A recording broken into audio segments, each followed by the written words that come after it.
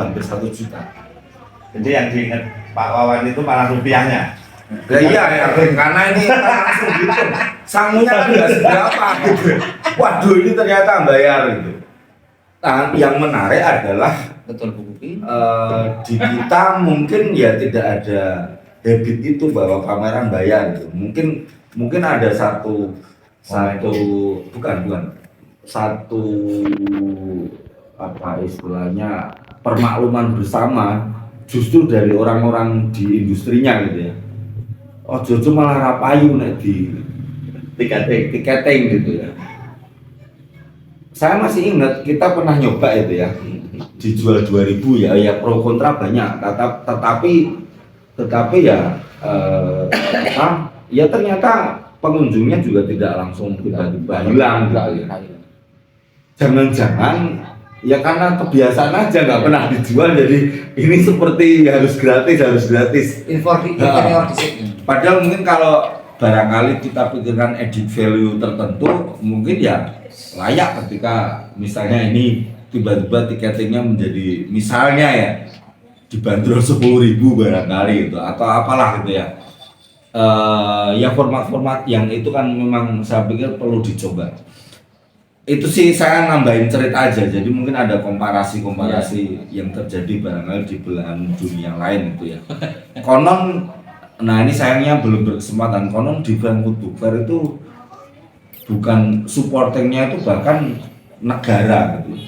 Jadi semua transportasi umum waktu itu di stikeri menuju Frankfurt Book Fair. Ya bayangin kalau di sini Trans Jogja atau semua Gojek itu ditempelin menuju Jogja Book Fair, mengantar Anda ke Jogja Book Fair itu. Wah itu gila itu. Ada diskon jika ke Book Fair. Ya. Ya itu termasuk supporting pemerintah gitu ya. Mungkin teman-teman di sini atau di Zoom boleh bertanya karena ini diskusi. Saya mumpung ada teman-teman. Oh ya, sambil menyiapkan pertanyaan ini Mas Dimu mau menambahkan sesuatu. Itu diakomodasi aja Mas Bintang. Ya, yang mau yang nanya udah di chat. Tapi belum ada yang. Kenapa ini menggelitik tadi dari pernyataan Pak Arif bahwa hard selling, kemudian dari Mas Wawan bahwa tadi tiba-tiba mereka benar-benar pameran. Nah memang spiritnya sebenarnya exhibition pameran itu yang memamerkan, bukan menjual. Kan jadi gini, kalau dulu saya ingat banget ya, tadi memori saya juga diingatkan Pak Arif itu bahwa ada stand terbaik apa itu karena gini, penerbit pada saat itu penjualan itu di pameran itu tidak menjadi B2B langsung bahwa kalau pameran berhasil itu adalah omsetnya bagus gitu. Karena apa? Saluran penjualan penerbit itu pasti di toko buku tradisional maupun toko buku modern. Nah, pameran buku itu mengenalkan produk. Saya ingat banget, mengenalkan produk. Iya, menjadi tema. Ketika itu saya masih di salah satu penerbitan. Oh iya. Ya. Apa ini? Iya. Galang Press. Nah, iya benar. Iya. Apa dalam bahasa lain momentum pameran itu dulu justru digunakan penerbit untuk melonceng beberapa buku baru. Oh, iya. Ya. Pemandangan itu ya mungkin jangankan di pameran, lonceng buku hari ini kayaknya kan jarang sekali gitu ya. Kalau diskusi banyak, podcast banyak, tapi lonceng buku tuh kalau teman-teman amati hari ini minim sekali loh sebenarnya. Itu yang maka spirit dulu bahwa ada yang Pak Arif menilai setan itu karena ini berlomba-lomba brand.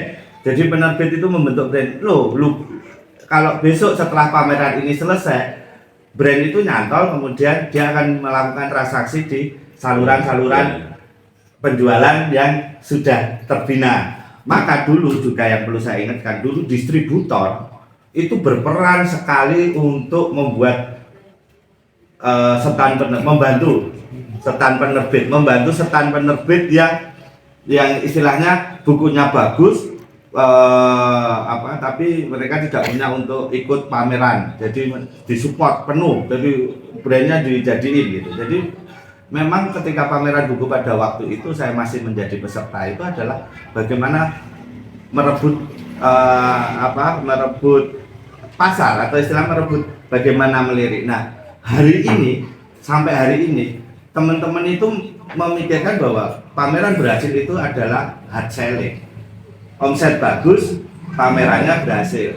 Nah, ini yang akhir ini yang ya bukan salah kaprah sih, itu mengikuti mereka. Jadi ketika itu turun, maka muncul pada waktu itu kebingungan, kenapa saluran-saluran buku saya di toko-toko buku yang sudah pasti itu, kenapa tidak terjadi penjualan yang signifikan, sehingga itu akan memikirkan ulang, ikut animonya mulai turun itu. Nah, ketika itu terjadi maka muncullah namanya hard selling. Pameran berhasil itu adalah pameran yang omsetnya bagus, makanya perubahan bentuk setan itu bagaimana peserta itu banyak-banyakan buku di pameran gitu, jadi sehingga tidak terbentuk itu. Nah, perkembangan itu juga saya alami ketika saya melakukan bazar sejuta buku itu. Jadi bazar sejuta buku untuk Indonesia itu saya melakukan bahwa ini hard selling. Sebenarnya saya waktu itu adalah ada saluran hard selling dengan bazar, ada saluran exhibition pameran yang akhirnya waktu itu saya menjadi penanggung jawab, penyelenggara itu menjadi penanggung jawab brand gitu. Jadi saya membentuk gedung itu sebagus mungkin, kemudian saya itu pernah mendatangkan pesawat terbang di acara, benar-benar pesawat terbang di acara pameran buku saya di Semarang, kereta api yang utuh itu juga pernah kita datangkan, kapal itu juga, karena waktu itu mengikuti tema. Jadi saya itu membentuk brandnya di kota-kota besar gitu, sehingga bahkan kayak kalau istilahnya promosi itu kan, billboard itu saya pasang 8 billboard, 15 baliho untuk mendatangkan mereka datang gitu. Ini untuk brand. Nah, usul saya memang hari ini karena kita sudah teracuni dengan hard selling, tidak akan bisa terjadi pameran buku hari ini ketika masih memikirkan hard selling. Karena apa? Saluran penjualan buku hari ini dimiliki oleh penerbit sendiri, bahkan penulis, bahkan ini. Nah, hari ini saya tergelitik dengan Pak Arif, pernyataan yang berani gitu. Iya, Serius ini. dengan Pak Arif, dengan Mas Wawan. Jadi saya tergelitik bahwa hari ini adalah bagaimana membentuk pameran buku, tapi saluran penjualannya di masing-masing. Bahkan kalau perlu saluran penjualan kita gandeng. Mungkin ada TikTok, mungkin Shopee, mungkin Tokopedia, kita bahwa itu akan menjadi saluran penjualan penerbit. Tetapi kalau peserta yang akan kita gandeng itu masih memikirkan bahwa keberhasilan sebuah pameran adalah omset, tidak akan terjadi hari ini.